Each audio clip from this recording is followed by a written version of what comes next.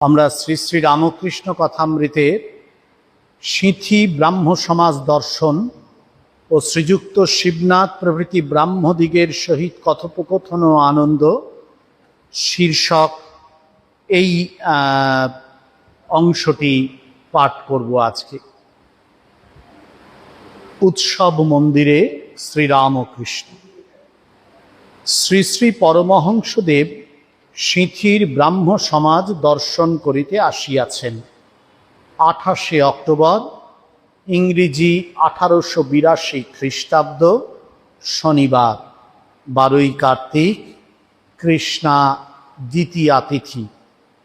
আজ এখানে মহোৎসব, ব্রাহ্ম সমাজের ষান্মাসিক। তাই ভগবান শ্রীরামকৃষ্ণের এখানে নিমন্ত্রণ। বেলা 3-4টের সময় তিনি কয়েকজন ভক্ত সঙ্গে গাড়ি করিয়া দক্ষিণেশ্বর কালীবাটি হইতে শ্রীযুক্ত বেণীমাধব পালের মনোহর উদ্যানবাটিতে উপস্থিত হইলেন। এই উদ্যানবাটিতে ব্রাহ্ম সমাজের অধিবেশন হইয়া থাকে।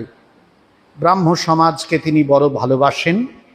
ব্রাহ্ম ভক্তগণ তাহাকে সাতিশয় ভক্তি শ্রদ্ধা করেন।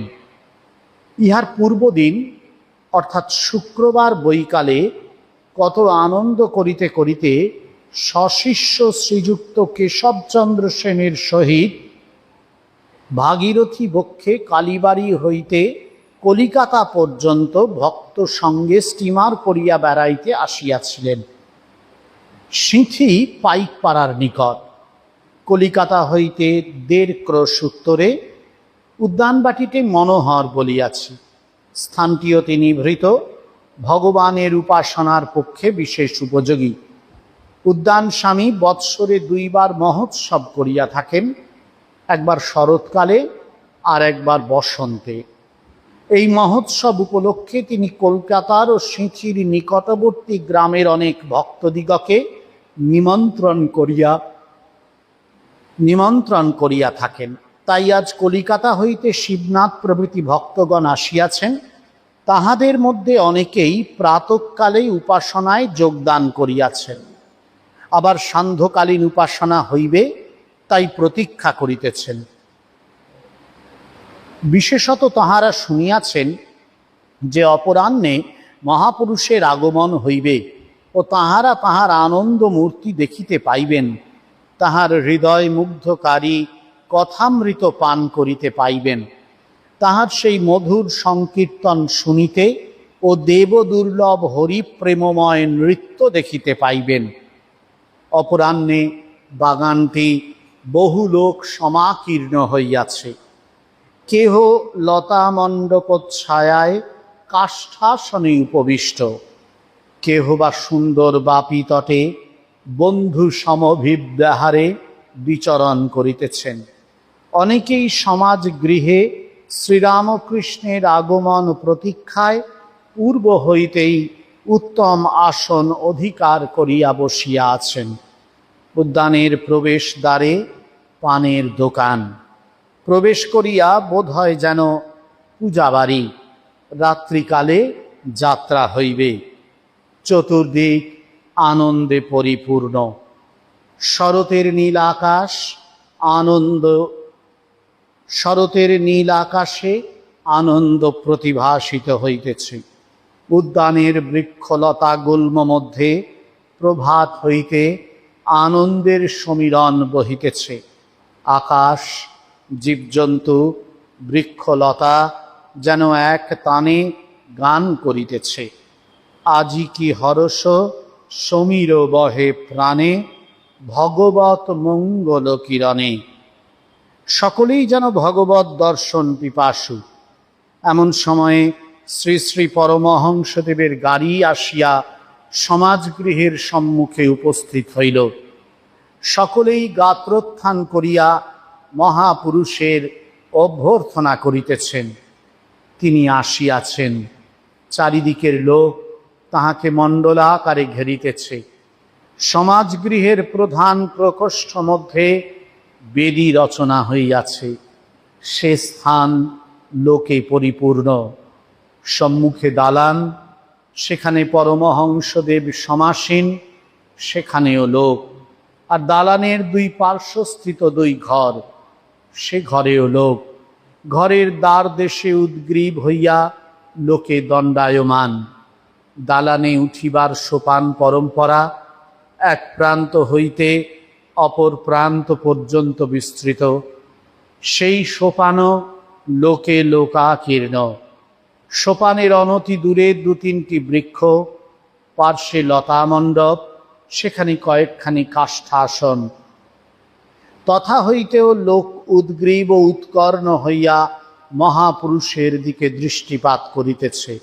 সারি সারি ফল ও পুষ্পের বৃক্ষ, মধ্যে পথ, বৃক্ষ সকল সমীরণে ঈষৎ হেলিতেছে দুলিতেছে, যেন আনন্দ ভরে মস্তক অবনত করিয়া তাহাকে অভ্যর্থনা করিতেছে।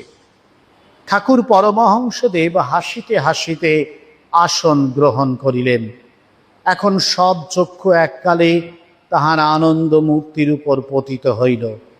যেমন যতক্ষণ নাট্যশালার অভিনয় আরম্ভ না হয় ততক্ষণ দর্শকবৃন্দের মধ্যে কেহ হাসিতেছে, কেহ বিষয়কর্মের কথা কহিতেছে, কেহ একাকী অথবা বন্ধু সঙ্গে পাদচারণ করিতেছে, কেহ পান খাইতেছে, কেহ বা তামাক খাইতেছে।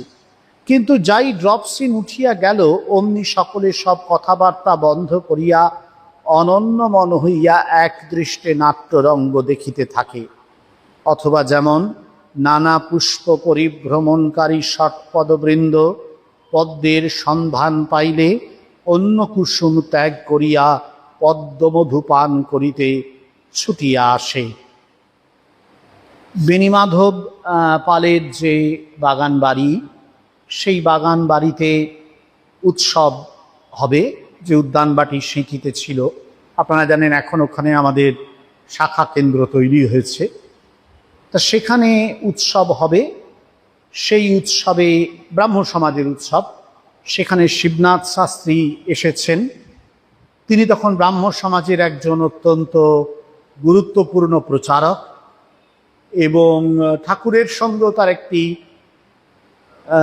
বলা যেতে পারে কিছুদিনের যোগাযোগ তৈরি হয়েছিল। তার কারণ কেশবচন্দ্রের সঙ্গে তার যতটা গভীর যোগাযোগ হয়েছিল, শিবনাথের সঙ্গে ততটাই হয়েছিল কিনা এ বিষয়ে সংশয় করা যেতে পারে। বিশেষত পরবর্তীকালে শিবনাথ ঠাকুরের সঙ্গে একটু দূরত্ব তৈরি করেছিলেন, এটা কিন্তু বাস্তব। যাই হোক, সেই শিবনাথ শাস্ত্রীও এসেছেন এবং ঠাকুর এসে উপস্থিত হচ্ছেন। কথামৃতকার অপূর্ব বর্ণনা করেছেন যে কেমন করে শ্রীরামকৃষ্ণের আগমনের সঙ্গে সঙ্গে এই বেণীমাধব পালের বাগান বাড়িটি একটি অপূর্ব উৎসব ক্ষেত্রে রূপান্তরিত হচ্ছে। এই আনন্দময় মহাপুরুষের পা পড়ার সঙ্গে সঙ্গেই পুরো ক্ষেত্রটি যেন তার রূপ পাল্টে ফেলছে। সেই বর্ণনাটি ভারী সুন্দর দিয়েছেন, অত্যন্ত চমৎকার একটি বর্ণনা। এবং অনেকেই যে পরমহংসদেবকে দেখবার জন্য ব্যাকুল হয়ে রয়েছেন, পরমহংসদিকে দেবের জন্য অপেক্ষা করেছিলেন, পরমহংসদেব এলেন, তাকে অভ্যর্থনা করছেন এবং তার কথা শুনবেন, তাকে দেখবেন বলে অপেক্ষা করেছিলেন, এই সমস্ত সংবাদগুলি কথামৃতকার পাঠককে পরিবেশন করলেন। ঠাকুর এসেছেন, বসেছেন, সবাই উদ্গ্রীব হয়ে আছে, এবার কথা শুরু হবে। কথামৃতকার এখানে ভগবদ্ গীতার চতুর্দশ অধ্যায়ের একটি শ্লোক উদ্ধার করেছেন।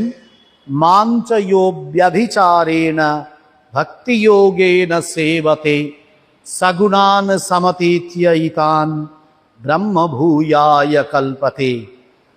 বলছেন ভগবান কৃষ্ণ অর্জুনকে, যে আমাকে অব্যভিচারী ভক্তির দ্বারা সেবা করে, অব্যভিচারী মানে যা অন্য দিকে কোনোভাবে চলে না, কেবলমাত্র ঈশ্বরের পথেই চলে। ব্যভিচারী আর অব্যভিচারী, অব্যভিচারী মানে একটি নির্দিষ্ট লক্ষ্যের দিকে চলা, বিশেষ অভিমুখে যা চালিত হয় তাই হচ্ছে ব্যভিচারী। আর অব্যভিচারী হচ্ছে, ভুল বললাম, ব্যভিচারী হচ্ছে যা বিভিন্ন দিকে পরিচালিত হয়, তাই হচ্ছে ব্যভিচারী। অব্যভিচারী হচ্ছে যা কেবল একদিকেই প্রবাহিত হয়, তাই হচ্ছে অব্যভিচারী।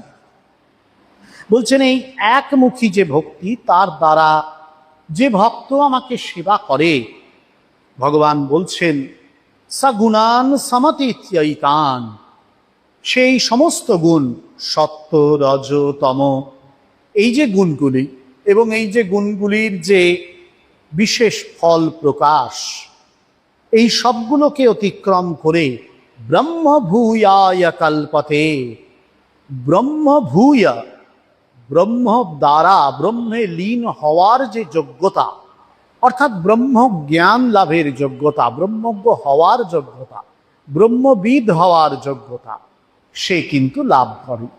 এটি বলছেন ভগবান কৃষ্ণ অর্জুনকে।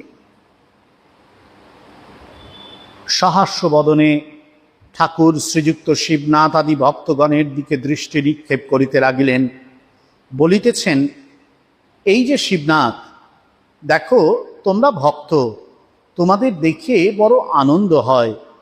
গাঁজাখোরের স্বভাব আর একজন গাঁজাখোরকে দেখলে ভারী খুশি হয়, হয়তো তার সঙ্গে কোলাকুলিই করে। ঠাকুরের কথা তো, বলছেন ভক্ত আরেক ভক্তকে দেখলে খুব পছন্দ করে। দৃষ্টান্তটা ঠাকুর দিচ্ছেন গাঁজাখোরের সঙ্গে। একজন গাঁজাখোর আরেকজন গাঁজাখোরকে দেখলে খুব আনন্দ পায়, তার কারণে একা গাঁজা খেয়ে তো খুব একটা সুখ নেই। যখন আরো কয়েকজন একসঙ্গে মিলে গাঁজা খায়, তখন নেশাটা ভালো জমে এবং নেশার আলাপটাও খুব ভালো জমে। তো ঠাকুর সেটাই বলছেন। দেখবেন সংসারে আছে যারা গাঁজাখোর, যারা মাতাল, সত্যি সত্যি ঠাকুরের অবজারভেশন একটু ভুল নয়, তারা সব সময় একজোট। মানে সংসারে এটা তো একটা স্লোগান আছে নানান দিকে, যে দুনিয়ার এরা সবাই একজোট হও। দেখবেন দুনিয়ার গাঁজাখোরেরা, দুনিয়ার মাতালেরা সব একজোট হয় মোটামুটি। এটা ভালোই দেখা যায়। মানে এটা খুব মানে আকর্ষণীয় ব্যাপার আর কি। ঠাকুর এটা খুব অবজার্ভ করেছিলেন যে গাঁজাখোরের স্বভাব আরেকজন গাঁজাখোরকে দেখলে ভারী খুশি হয়, হয়তো তার সঙ্গে কোলাকুলি করে। সবাই হেসে উঠেছেন। যাদের দেখি ঈশ্বরে মন নাই, তাদের আমি বলি তোমরা একটু ওইখানে গিয়ে বসো, অথবা বলি যাও বেশ বিল্ডিং দেখোগে, মানে রাসমণির কালী মন্দির, সব এগুলো দেখো। অদ্ভুত, মানে ভগবান শ্রীরামকৃষ্ণদেবের এই যে বাস্তব একেবারে প্র্যাগম্যাটিক দৃষ্টি, এটা আমাদের বিস্মিত করে। ঠাকুরের কাছে বা দক্ষিণেশ্বর মন্দিরে কত মানুষই তো সেই সময়ে আসতো। এখন যারাই আসতো তারা কি সবাই ভক্ত? তারা কি সবাই একেবারে গভীরভাবে ভগবানকে পেতে চায়? অনেকেই নয়। ধরুন আমাদের মঠ মিশনেও যারা আসেন, তারা তো আর সবাই ভক্ত নয়। এসে পড়েছেন, ঢুকে পড়েছেন, একবার এটা খোলা আছে, ঢুকে পড়লেন, কি আছে, আচ্ছা একজন ঠাকুর বসে আছেন, চেনেন ঠাকুর রামকৃষ্ণ, মা শারদা, আরো প্রণাম ঠুকে চলে গেলেন। তার সঙ্গে যে তাদের জীবনে ভক্তি লাভ, সাধন ভজন, ঈশ্বর পরায়ণতা, এইসবের যে সবসময় যোগ থাকে, সেটা কিন্তু একেবারেই নয়। তাদের এটা আশা, একটা আশার জন্য। আর এই একটা খুব মানে বাস্তব দৃষ্টিভঙ্গি। ঠাকুর বলছেন যে যারাই তার কাছে আসে, তাদের সবার সঙ্গে তিনি কিন্তু ঈশ্বরীয় কথা বলেন না, সবার সঙ্গে ঈশ্বরীয় কথা বলেন না। বলছেন যাদের দেখি ঈশ্বরে মন নাই, যারা এরকম ঘুরতে চলে এসেছেন, তাদের জন্য কিন্তু ঠাকুরের সেট অফ উপদেশ, যেটা মানে উপদেশের সেটটা আলাদা। যারা ঈশ্বর পরায়ণ, যারা ভক্ত, সত্যিকারের ভগবানকে চায়, অন্তত যারা জিজ্ঞাসু, তাদের জন্য শ্রীরামকৃষ্ণের যে সেট অফ অ্যাডভাইস, উপদেশাবলী, আর যারা ভগবানকে চায় না কিন্তু এসে পড়েছে হঠাৎ করে, তাদের জন্য যে সেট অফ অ্যাডভাইস আলাদা। দুজনের জন্য ভগবান শ্রীরামকৃষ্ণ একবারে বাস্তববাদী মানুষ। এই দল যারা ভগবানকে অতটা চায় না, তাদের জন্য তার সেট অফ অ্যাডভাইস হচ্ছে একটু দূরে বসো, যাতে ওরা নিজেরা গল্প গুজব করতে পারে। ঠাকুরের কাছে বসতে গল্প করতে পারবে না, ঘুমিয়ে পড়বে, মন লাগবে না, উসখুস করবে। সেজন্য একটু আলাদা করে গিয়ে বসলে নিজেরা একটু বিষয় কর্মের কথা বলবে। আর না হলে তাদের বলেন বিল্ডিং দেখো গে, রাসমণি মন্দির দেখতেও বলছে না, বলছেন বিল্ডিং দেখতে। তার কারণে এরা তো এই বিল্ডিং, ইট মাটি, ঘর বাড়ি, পাথর, জৌলুস এগুলো পছন্দ করে বিষয়ী মানুষ, তাদের বলি বিল্ডিং দেখো। ভগবান শ্রীরামকৃষ্ণের এটি একটি অদ্ভুত দৃষ্টিভঙ্গি। উলু বনে মুক্তা ছড়াতে তিনি রাজি ছিলেন না। যে মানুষ প্রস্তুত নয় তার জন্যে তিনি নিঃসন্দেহে উচ্চ সাধন তত্ত্ব দিকেন না। এটি কিন্তু অত্যন্ত গুরুত্বপূর্ণ একটা ঐতিহাসিক ঘটনা এ প্রসঙ্গে আমরা স্মরণ করতে পারি। আপনারা হয়তো অনেকে জানেন এই ঘটনাটি। চৈতন্য মহাপ্রভু আর নিত্যানন্দ মহাপ্রভুকে কেন্দ্র করে এই ঘটনা। চৈতন্য মহাপ্রভু তখন নীলাচলে আছেন এবং সেখানে তিনি জগন্নাথের নামে, কৃষ্ণ নামে বিভোর হয়ে আছেন। অন্যদিকে তার নজর নেই এবং তাকে কেন্দ্র করে একদল সত্যিকারের ভক্ত সাধক জড়ো হয়েছে। সে এক অপূর্ব হরিনামের হাটবাজার সেদিন নীলাচলের সাগর তীর্থ থেকে পথে পথে অলিন্দে অলিন্দে ছড়িয়ে গিয়েছিল। নিত্যানন্দ মহাপ্রভু কিছুদিন সেখানে থাকলেন, তারপর ভগবান চৈতন্য মহাপ্রভুর নির্দেশেই তিনি চলে এলেন কিন্তু আবার এই বঙ্গভূমিতে, বাংলায়। এবং এখন যেটা এই যে আপনারা যে অঞ্চলে বাস করছেন, আরো দক্ষিণ ধরুন এই জয়নগরের দিকে যদি চলে যান, বা ওইখানে দেখবেন একটা আছে, ওই জায়গাটার নাম আমি ভুলে গেলাম, বিষ্ণুপুর আছে এদিকে একটা, এই সব দিকের যদি চলে যান, এই পুরো তখনকার এই আদি গঙ্গার পার ধরে ধরে ধরে ধরে, মানে তখনকার গঙ্গা, এখন এটা আদি গঙ্গা হয়ে গেছে, এই পার ধরে ধরে ধরে ধরে একেবারে আপনারা চলে যান উত্তরে খর্দা পর্যন্ত। খর্দা কেন, আরো উত্তরে রানাঘাট, শান্তিপুর, নবদ্বীপ, এই বিস্তীর্ণ অঞ্চল জুড়ে নিত্যানন্দ মহাপ্রভু তার অপূর্ব দিব্য প্রেরণায় ভগবান কৃষ্ণের মহিমা প্রচার করতে শুরু করলেন। এবং সত্যিকারের সেই সময়ের যারা উপস্থিত ছিলেন তারা প্রত্যেকেই সাক্ষ্য দিয়েছেন যে কাতারে কাতারে মানুষ নিত্যানন্দ মহাপ্রভুকে অনুসরণ করতেন। মানে নিত্যানন্দ মহাপ্রভু একবার যখন বেরোতেন, নিত্যানন্দ মহাপ্রভুর জীবনীতে বলা আছে যে তিনি যখন রাস্তায় কীর্তন করতে বেরোচ্ছেন তখন একেবারে কত মানুষ তার সঙ্গে চলছে। তার একটা অপূর্ব ব্যক্তিত্বের মহিমা ছিল, একটা ভাগবত মহিমা ছিল তার জীবনে। সত্যি প্রচুর মানুষ তা দেখে আকৃষ্ট হতো। কিন্তু এটাও ঠিক, যারাই আকৃষ্ট হতো তারা যে সবাই ভগবান কৃষ্ণের নামে নিজেদের জীবনকে পরিপূর্ণ সঁপে দেবে বা ভগবান পরায়ণ হয়ে, ঈশ্বর পরায়ণ হয়ে জীবন কাটাবে সত্যকারের বৈষ্ণবের মতো, এমনটা সবার কিন্তু ছিল না। তারা অনেকেই মুখ্যত নিত্যানন্দ মহাপ্রভুর যে পার্সোনাল ক্যারিশমা, তার যে অপূর্ব ব্যক্তিত্ব মহিমা, দিব্য ব্যক্তিত্ব মহিমা, নিশ্চয়ই ক্যারিশমা বলতে কোনো নেতিবাচক ব্যাপার নয়, এখানে একটা ডিভাইন ক্যারিশমা, তার দ্বারা আকৃষ্ট হয়েই এসেছিল কিছু মানুষ। অন্তত নিশ্চয়ই কিছু মানুষ সত্যকার সাধক ছিল। এখন এত লোক এভাবে জুটে গেছে। রানাঘাটে তখন ছিলেন অদ্বৈত আচার্য। অদ্বৈত আচার্যের কথা তারা শুনেছেন, তিনিও বড় ভক্ত সাধক। বলা হয় অদ্বৈতের হুঙ্কারে কৃষ্ণ এবারে চৈতন্য শরীর ধরে এসেছেন। অদ্বৈত আচার্য রানাঘাটে থেকে জ্ঞান চর্চা এবং ভক্তি সাধনা দুই করছিলেন। তিনিও বড় সাধক ছিলেন। তিনি কিন্তু সব খবর রাখছেন, যেই গঙ্গার তীর ধরে পার ওপার কৃষ্ণ নামে প্লাবিত করে দিচ্ছেন নিত্যানন্দ মহাপ্রভু, হাজার হাজার মানুষ সেই কৃষ্ণ নামের স্রোতে ভেসে চলেছে, এসব খবর পৌঁছেছে অদ্বৈত আচার্যর কাছে। কিন্তু অদ্বৈত আচার্য বুঝতে পারছিলেন সবটা ঠিক হচ্ছে না, যারাই আসছে তারা সবাই উপযুক্ত নয়, অধিকারী নয়, একটু বেছে শুনে এই নাম বিতরণ করা দরকার। জানি না, হয়তো তিনি নিত্যানন্দ মহাপ্রভুকে কিছু বোঝানোর চেষ্টা করতে পারেন, কিন্তু যাই হোক, যদি করে থাকেন বা না করে থাকেন আমরা জানি না, ইতিহাস সে সম্বন্ধে কিছু বলেনি। কিন্তু এটা সত্যিকারের কথাই যে অদ্বৈত আচার্য এটা খুব একটা পছন্দ করছিলেন না। তিনি চৈতন্য মহাপ্রভুকে নীলাচলে একটি পত্র লিখলেন। তখন চৈতন্য মহাপ্রভু নীলাচলে পুরীতে, সেই পুরীতে থাকা চৈতন্য মহাপ্রভুর উদ্দেশ্যে তিনি একটি চিঠি লিখলেন। অসাধারণ সেই চিঠিটি।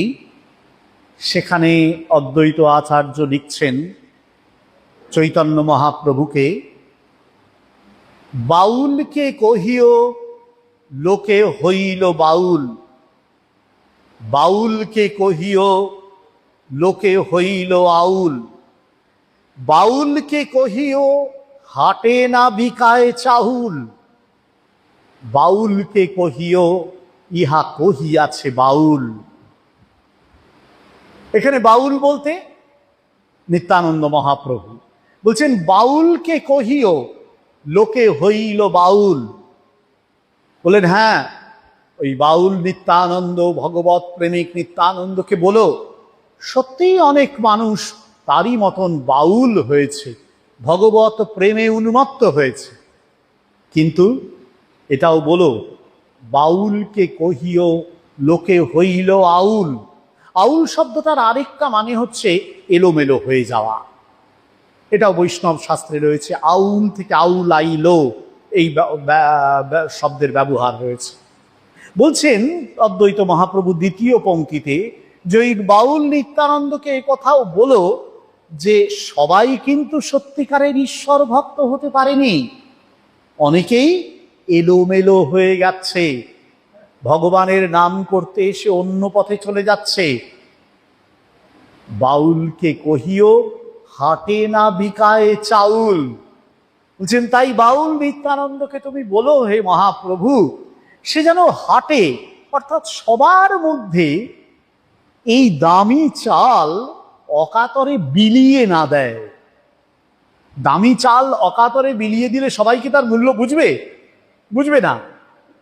যারা মূল্য বোঝার তাদেরকেই তো দিতে হবে, যে কাউকে দিয়ে দিলে চলবে কি করে? বলছেন এই যে মহৎ কৃষ্ণ নাম, এই যে মহত্তর কৃষ্ণ সাধনা, এ নাম এ সাধনা বোঝার সাধ্য সবার নেই। এটা নিত্যানন্দ মহাপ্রভু বুঝতে পারছেন না। বাউলকে কহিও ইহা কহিয়াছে বাউল। বলছেন আমিও এক ভগবত প্রেমে উন্মত্ত পথিক, আমি এ কথা বলছি, এটা তুমি নিত্যানন্দ মহাপ্রভুকে বুঝিয়ে দিও। বিখ্যাত এই উক্তিটি আসলে অদ্বৈত আচার্যের মুখ দিয়ে উচ্চারিত হয়েছিল, যেন বৈষ্ণব সমাজের প্রতি একটি সতর্ক বাণী ছিল এটি, যে যেমন করেই হোক সবার জন্যে অকাতরে এইভাবে ভগবানের নাম ছড়িয়ে দেওয়া যায় না। যে ভগবানের নাম নেবে তাকেও তার যোগ্যতা অর্জন করতে হয়, এলিজিবিলিটি তৈরি করতে হয়, অধিকার তৈরি করতে হয়। দেখুন ঠাকুর কিন্তু সেই যোগ্যতার মানদণ্ড নিয়ে বসে থাকতেন দক্ষিণেশ্বরে। অবতার পুরুষ তিনি, দিব্য দৃষ্টিতা। বলতেন যে মনের ভেতরটা একেবারে সারসির মতন তিনি দেখতে পান। কাঁচ থাকলে যেমন কাঁচের এপাশ থেকে ওপর আমরা সহজে দেখতে পেয়ে যাই, ট্রান্সপারেন্ট কাঁচে, ঠাকুরও সেরকম দেখতে পেতেন যারা আসছে তাদের মনের ভেতরটা। তিনি বুঝতে পারতেন কে কোন মন নিয়ে এসেছে, কে কিসের যোগ্য। সেই যোগ্যতার মানদণ্ডটা বসে নিয়ে থাকতেন বলেই যারাই সেদিন তার কাছে দক্ষিণেশ্বরে উপনীত হতো, ঠাকুর তাদের সবাইকেই কিন্তু ভগবত নামে মোহিত করবার জন্য মুখর হয়ে উঠতেন না, বরং সদা জাগ্রত বাস্তববাদী দৃষ্টিভঙ্গি নিয়ে তিনি তাদের মধ্য থেকে বাছাই করে নিতেন সেই সব কতিপয়কে, যারা নিজেদের জীবনের সংস্কার ও পূর্ব সাধনার বশে অবতারের কাছে এসে ভগবত নাম শোনার মতো আধ্যাত্মিক তত্ত্ব বোঝার মতো তুঙ্গ যোগ্যতা অর্জন করতে পেরেছে। যারা তা পারেনি তাদেরকে তিনি ভুলিয়ে রাখতেন, দূরে বসতে বলতেন, অথবা হয়তো রাসমণির বিল্ডিং দেখতে বলতেন। তারা বিষয় ভালোবাসে, সে বিষয়ের মধুপাত্র তাদের হাতে তুলে দিতেন তিনি। আর যারা ঈশ্বর ভালোবাসে তাদের জন্য ঈশ্বরের ভক্তি সুধা বিতরণে কোনো কার্পণ্য ছিল না তার। এই অদ্ভুত এক বাস্তববাদী দৃষ্টিভঙ্গি শ্রীরামকৃষ্ণের ছিল। যে ভক্ত গোষ্ঠীকে তিনি তৈরি করছেন, যে সাধক গোষ্ঠীকে তিনি তৈরি করছেন, তারা হবে খাঁটি। তাদের জীবনের সাধন, সংস্কার, প্রচেষ্টা ও মুমুক্ষার মধ্য দিয়ে তারা আসলে এমন জীবন তৈরি করবে যে জীবন উত্তর সাধকদের কাছে হবে অনুসরণীয়। ধর্ম জীবনে যে জীবনগুলো হয়ে উঠবে সত্যিকারের আদর্শ, সেখানে কোনো খাদ থাকতে পারে না, ভেজাল চলবে না সেখানে। এটি শ্রীরামকৃষ্ণ বুঝেছিলেন, তাই তার এই দৃষ্টিভঙ্গি। আবার দেখেছি যে ভক্তদের সঙ্গে হাবাতে লোক এসেছে, তাদের ভারী বিষয় বুদ্ধি, ঈশ্বরীয় কথা ভালো লাগে না। ওরা হয়তো আমার সঙ্গে অনেকক্ষণ ধরে ঈশ্বরীয় কথা বলছে, এদিকে এরা আর বসে থাকতে পারে না, ছটফট করছে, বারবার কানে কানে ফিস ফিস করে বলছে কখন যাবে কখন যাবে। তারা হয়তো বললে দাঁড়াও না, হ্যাঁ আরেকটু পরে যাব, তখন এরা বিরক্ত হয়ে বলে তবে তোমরা কথা কাও, আমরা নৌকায় গিয়ে বসি, যেন একটু এগিয়ে থাকা। বলছেন হাবাতে লোক, যারা কেবল বিষয় ভোগে মত্ত, ঈশ্বরীয় কথা তাদের কাছে নীরস বলে মনে হয়।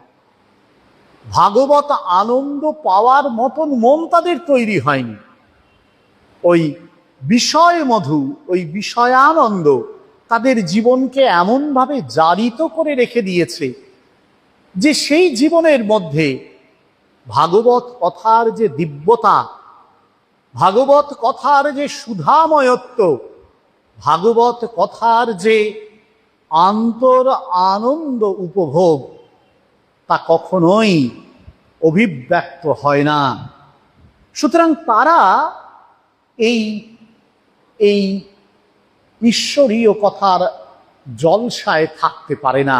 তাদের জলসা আলাদা, তারা সে জলসাই খোঁজে, না পেলে ওই নৌকায় গিয়ে বসে থাকে, অন্তত নিজেদেরকে ঈশ্বর থেকে তফাৎ করে রেখে দেয়। এই একেবারে তাদের অনিবার্য পরিণতি, এর থেকে তাদের রক্ষার কিছু নেই, করার কেউ নেই।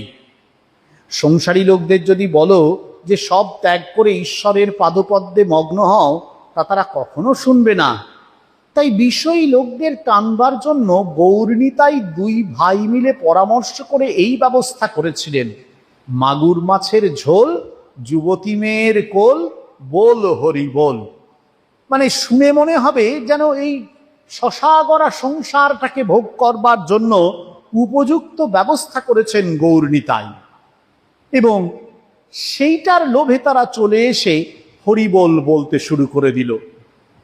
কিন্তু হরিনাম সুধার যখন সত্যি সত্যি আস্বাদ পেল, তখন কি বুঝলো? বলছেন হরিনাম সুধার একটু আস্বাদ পেলে বুঝতে পারত যে মাগুর মাছের ঝোল আর কিছুই নয়, হরিপ্রেমে যে অশ্রু পড়ে তাই। যুবতী মেয়ে কিনা পৃথিবী, যুবতী মেয়ের কোল কিনা ধুলায় হরিপ্রেমে গড়াগড়ি। নিতাই কোন রকমে হরিপ্রেম করিয়ে নিতেন। চৈতন্যদেব বলেছিলেন ঈশ্বরের নামের ভারী মাহাত্ম্য, শীঘ্র ফল না হতে পারে, কিন্তু কখনো না কখনো এর ফল হবেই হবে। মহাপ্রভুর বিখ্যাত উক্তি, হরের নাম হরের নাম হরের নামৈব কেবলম, কলৌ নাস্ত্যেব নাস্ত্যেব নাস্ত্যেব গতিরন্যথা। এ বিখ্যাত তার উক্তি আজও সাধক মহলে সমান গ্রহণীয়, সমান জনপ্রিয়। হরির নাম হরির নাম, হরিনাম হরিনাম হরিনাম, এটিই একমাত্র রয়েছে, এটিই একমাত্র করণীয়। কলিতে অন্য কোনো গতি নেই, অন্য কোনো গতি নেই, অন্য কোনো গতি নেই। কি অদ্ভুত এক কনভিকশন নিয়ে, দৃঢ় প্রত্যয় নিয়ে অবতার পুরুষ চৈতন্য মহাপ্রভু এ কথা উল্লেখ করেছিলেন। এ যুগের অবতার শ্রীরাম ও কৃষ্ণ তার পুনরাবৃত্তি করছেন। উদাহরণ দিয়ে বলছেন, যেমন কেউ বাড়ির কার্নিশের উপর বীজ রেখে গিয়েছিল, অনেকদিন পরে বাড়ি ভূমিসাৎ হয়ে গেল, তখনও সেই বীজ মাটিতে পড়ে গাছ হলো, তার ফলও হলো। বীজের শক্তি অসীম, বীজ থাকে, পড়ে থাকে, এবার সে যখন মাটিতে পড়ে তখন উপযুক্ত জল, বাতাস, মাটির রসদ পেয়ে সে অঙ্কুরিত হতে শুরু করে। বীজের মধ্যে সেই শক্তিটা রয়েছে, তার শুধু উপযুক্ত পরিবেশটা চাই। হরিনাম ঠিক সেই রকম বিষয়, মানুষের অন্তরে সেটা প্রবেশ করে যায়। হয়তো সব সময় সেটি মুহূর্তে কাজে দেয় না, কিন্তু যখনই জীবনের কোনো উপযুক্ত সময় এসে আবির্ভূত হয়, তখন সেই হরিনামই ওই মানুষটিকেই ভগবত পথে প্রণোদিত করে, ভাগবত জীবনে প্রাণিত করে। ঠাকুর সেটি বলছেন। যেমন সংসারীদের মধ্যে সত্য রজ তম 3 গুণ আছে, তেমনি ভক্তিরও সত্য রজ তম 3 গুণ আছে। সংসারীর সত্যগুণ কিরকম জানো? বাড়িটি এখানে ভাঙা ওখানে ভাঙা, মেরামত করে না। ঠাকুর দালানে পায়রাগুলো হাগছে, উঠানে শ্যাওলা পড়েছে, হুঁশ নাই। আসবাবগুলো পুরানো, ফিটফাট করবার চেষ্টা নাই। কাপড় যাতাই একখানা হলেই হলো। লোকটি খুব শান্ত, শিষ্ট, দয়ালু, অমায়িক, কারো কোনো অনিষ্ট করে না। সংসারীর রজগুণের লক্ষণ আবার আছে। ঘড়ি, ঘড়ির চেন, হাতে 2-3টা আংটি, বাড়ির আসবাব খুব ফিটফাট, দেওয়ালে কুইনের ছবি, রাজপুত্রের ছবি, কোনো বড় মানুষের ছবি। বাড়িটি চুনকাম করা, যেন কোনোখানে একটু দাগ নাই। নানা রকমের ভালো পোশাক, চাকরদেরও পোশাক, এমনই সব। সংসারীর তমগুণের লক্ষণ নিদ্রা, কাম, ক্রোধ, অহংকার, এই সব। সত্যগুণ, রজগুণ, তমগুণ ভারী সুন্দর বোঝালেন ঠাকুর। সত্যগুণের মধ্যে এক ধরনের শান্ততা, দয়ালুতার ভাব আছে। সেখানে ঐশ্বর্য প্রকাশের ইচ্ছাটি নেই। সাংসারিক সত্যগুণ কখনোই কিন্তু মানুষকে অহংকারী করে না। তার ধনসম্পদের বিরাট প্রদর্শনী তৈরি করে সংসারকে মুগ্ধ করার চেষ্টা করে না, কিন্তু সাংসারিক রজগুণ সেটাই করে। তার মধ্যে এক ধরনের ঐশ্বর্যের প্রকাশ, মহিমা সূচক বাসনা রয়েছে। সে মনে করে তার যে সম্পদ, তার যে ঐশ্বর্য, উপাধি, এগুলো জগৎকে দেখানো একটা প্রয়োজন তার আছে। জগৎ যেন সেটা দেখে তাকে নন্দিত করে, এ তার একটি বাসনা। আর তমগুণের মধ্যে কিছুই নেই। সে সবসময় নিদ্রাভিভূত, সে অহংকারী, সে ক্রোধী, সমস্ত দুষ্প্রবৃত্তি আশ্রয় করে থাকে সে। ঠাকুর এর সঙ্গে ভক্তির 3টি স্তরকে ঠিক মেলাবার চেষ্টা করছেন। ভক্তির সত্য আছে, যে ভক্তের সত্যগুণ আছে সে ধ্যান করে অতি গোপনে। সে হয়তো মশারির ভিতর ধ্যান করে, সবাই জানছে ইনি শুয়ে আছেন, বুঝি রাত্রে ঘুম হয় নাই, তাই উঠতে দেরি হচ্ছে। এদিকে শরীরের উপর আদর কেবল পেট চলা পর্যন্ত, সাকান্ন পেলেই হলো। খাবার ঘটা নাই, পোশাকের আড়ম্বর নাই, বাড়ির আসবাবের জাঁকজমক নাই। আর সত্যগুণী ভক্ত কখনো তোষামোদ করে ধন লয় না। ভক্তির রজ থাকলে সে ভক্তের হয়তো তিলক আছে, রুদ্রাক্ষের মালা আছে, সেই মালার মধ্যে আবার একটি সোনার দানা। যখন পূজা করে গরবের কাপড় পরে পূজা করে। ঠাকুর দেখাচ্ছেন যে সত্যগুণী ভক্ত তার সমস্ত কিছুর মধ্যে একটা সরলতা, একটা শান্ততা, একটা সাধারণ স্বাভাবিক ব্যাপার।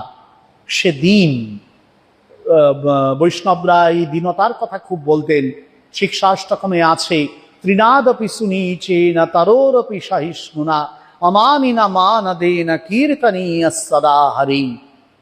একেবারে তৃণের চেয়েও সে সুনীচ, অমানিকে সে মান দেয় এবং সে সবসময় হরি কীর্তন করে। তারপর বলছেন ঠাকুর, ভক্তির তমজার হয় তার বিশ্বাস জ্বলন্ত। ঈশ্বরের কাছে সেরূপ ভক্ত জোর করে, যেন ডাকাতি করে ধন লওয়া, মারো কাটো বাঁধো, এইরূপ ডাকাত করা ভাব। ভক্তির তম হচ্ছে তার মধ্যে একটা বিশ্বাসের প্রকাশের জোর থাকে। সে যেমন করে হোক মায়ের সঙ্গে বোঝাপড়া করে, সেখানে যেন কোনো রকম কোথাও ছাড়ছুর কিছু নেই। আমি দুর্গা দুর্গা বলে মা যদি মরি, আখেরি এ দিনে না তারও কেমনে জানা যাবে গো শঙ্করী। এই একেবারে স্পষ্ট যে আমি দুর্গা নাম করে যদি মরি এবং তারপর যদি তুমি আমাকে না উদ্ধার করো, তখন বোঝা যাবে তুমি কি করছো। মানে মায়ের সঙ্গে যেন একেবারে লড়াই চলছে। গয়া গঙ্গা প্রভাসাদি কাশী কাঞ্চি কি বা চায়, কালী কালী কালী বলে আমার অজপা যদি ফুরায়। ত্রিসন্ধ্যা যে বলে কালী পূজা সন্ধ্যা সে কি চায়, সন্ধ্যা তার সন্ধানে পেয়ে কবু সন্ধি নাহি পায়। দয়াব্রত দান আদি আর কিছু না মনে লয়, মদনের যাগযজ্ঞ ব্রহ্মময়ীর রাঙা পায়। কালী নামের এত গুণ কেবা জানতে পারে তাই, দেবাদিদেব মহাদেব যার পঞ্চমুখে গুণ গায়। যে ভক্ত সে মায়ের উপর তার এত অপার ভক্তি যে সেই তীর্থ চায় না, সম্পদ চায় না, কোনো জব কিচ্ছু চায় না, সে শুধু মাকেই চায়। মাকে সে ধরে আছে আঁকড়ে। মায়ের উপর তার সমগ্র বিশ্বাস। সে বিশ্বাস করে মা তাকে রক্ষা করবেন, মা তাকে সব কিছু এনে দেবেন। এটিকে ঠাকুর বলছেন তমগুণ। কি, আমি তার নাম করেছি, আমার আবার পাপ, আমি তার ছেলে, তার ঐশ্বর্যের অধিকারী, এমন রোগ হওয়া চাই। তমগুণকে মোর ফিরিয়ে দিলে ঈশ্বর লাভ হয়। তার কাছে জোর করো, তিনি তো পর নন, তিনি আপনার লোক। আবার দেখো, এই তমগুণকে পরের মঙ্গলের জন্য ব্যবহার করা যায়। বৈদ্য তিন প্রকার, উত্তম বৈদ্য, মধ্যম বৈদ্য, অধম বৈদ্য। যে বৈদ্য এসে নারী টিপে ঔষধ খেয়েও হে এই কথা বলে চলে যায়, সে অধম বৈদ্য। রোগী খেলে কিনা এ খবর সে লয় না। যে বৈদ্য রোগীকে ঔষধ খেতে অনেক করে বুঝায়, যে মিষ্ট কথাতে বলে ওহে ঔষধ না খেলে কেমন করে ভালো হবে, লক্ষ্মীটি খাও, আমি নিজে ঔষধ মেরে দিচ্ছি খাও, সে মধ্যম বৈদ্য। আর যে বৈদ্য রোগী কোনো মতে খেলে না দেখে বুকে হাঁটু দিয়ে জোর করে ঔষধ খাইয়ে দেয়, সে উত্তম বৈদ্য। এই বৈদ্যের তমগুণ, এগুণে রোগীর মঙ্গল হয়, অপকার হয় না। বৈদ্যের মতো আচার্য তিন প্রকার। ধর্মোপদেশ দিয়ে শিষ্যের আর কোনো খবর লয় না, সে আচার্য অধম। যিনি শিষ্যদের মঙ্গলের জন্য তাদের বরাবর বুঝান, যাতে তারা উপদেশগুলি ধারণা করতে পারে, অনেক অনুনয় বিনয় করেন, ভালোবাসা দেখান, তিনি মধ্যম থাকের আচার্য।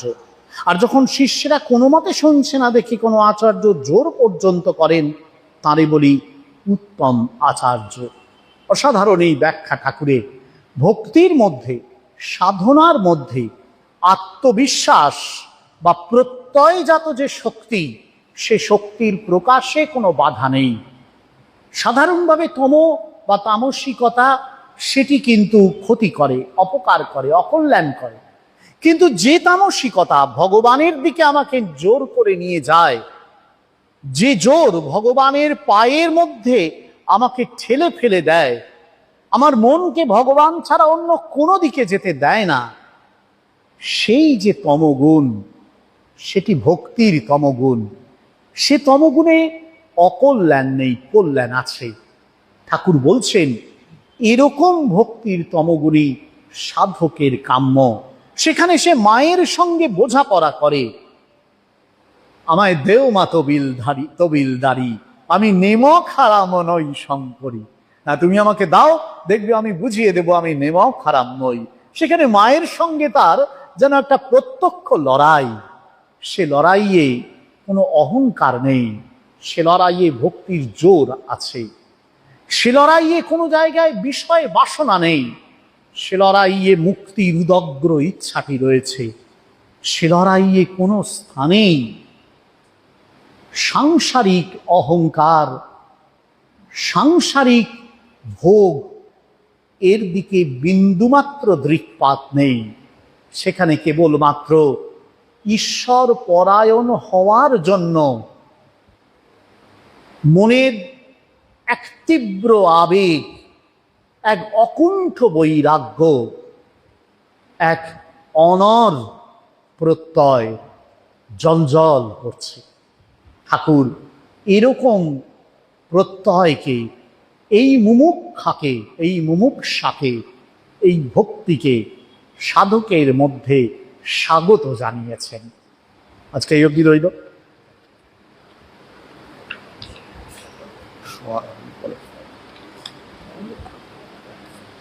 ওম নিরঞ্জনম নিত্যমনন্তরূপম ভক্তানুকম্পাধৃতবিগ্রহম বৈ ঈশাবতারম পরমেশমিদ্যম তং রামকৃষ্ণম শিরসা নমামি।